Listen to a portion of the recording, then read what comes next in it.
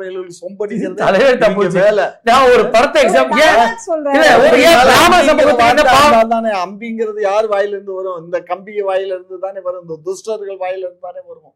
துஷ்டத்தினுடைய மொத்த உருவமே இந்த கூட்டம் தான்.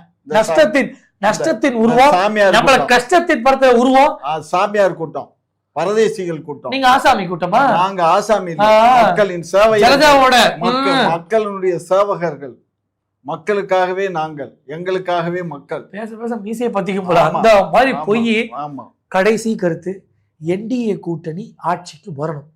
ஒரே காரணம் தான், ஊர்ல தயவு செய்து மக்கள் எல்லாம் இவங்களை கேள்வி கேளுங்க. ஏன் இதை செய்யலன்னு சட்டையை படிங்க. காலம் நல்லா பெரிய காலம் தான் வச்சிருக்காங்க. ஒவ்வொருத்தருடைய சட்டையை பிடிச்சு கேள்வி கேளுங்க.